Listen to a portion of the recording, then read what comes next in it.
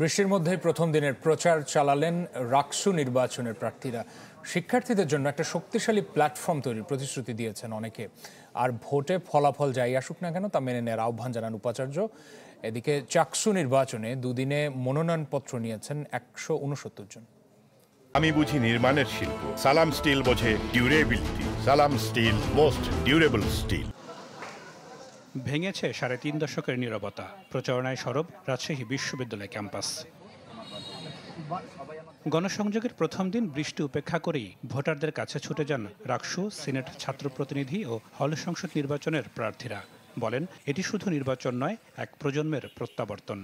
রাকসু নির্বাচনেও শিক্ষার্থীরা আমাদের উপর আস্থা রাখবে এবং অন্যান্য সংগঠনগুলো যদি এরকম কার্যক্রম চালায় তাদেরকেও আমরা আহ্বান জানাবো তারাও শিক্ষামূলক কার্যক্রম, ছাত্রবান্ধব কার্যক্রম চালাক, তাহলে তারাও ছাত্রদের মন পাবে। প্রার্থীদের কাছে যে আমি ব্যক্তিগতভাবে যেটা আসলে বলার চেষ্টা করছি যে এত প্যানেল, দল কিংবা আপনি যদি দেখেন যে আইডিওলজি, এগুলোর বাইরে যে ব্যক্তিগত যে যোগ্যতা, সেটাকে যেন প্রার্থীরা প্রাধান্য দিয়ে থাকে।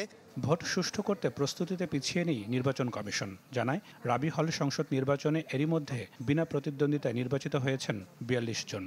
29 জন কার্যকরী সংসদে বিনা প্রতিদ্বন্দ্বিতায় নির্বাচিত হয়েছেন।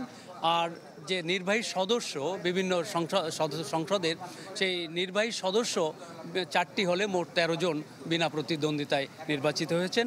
রাকসু কি এবং কেন, এ নিয়ে মতবিনিময় সভায় প্রার্থীদের উদ্দেশ্যে উপাচার্য বলেন, জিততে হলে আগে হারতে শিখতে হবে, তাই ফলাফল যাই হোক মেনে নেওয়ার আহ্বান জানান তিনি। যুক্তিগ্রাহ্য এবং আমলযোগ্য অভিযোগ থাকলে অবশ্যই করবে এবং সেই অভিযোগের সুরাহা করার দায়িত্ব নির্বাচন কমিশনের।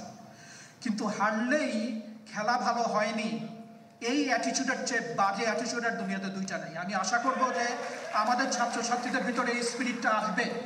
বৈরী আবহাওয়া দমাতে পারেনি চাকসু নির্বাচনের প্রার্থীদেরও। বৃষ্টির মধ্যেই তারা সংগ্রহ করেন মনোনয়ন।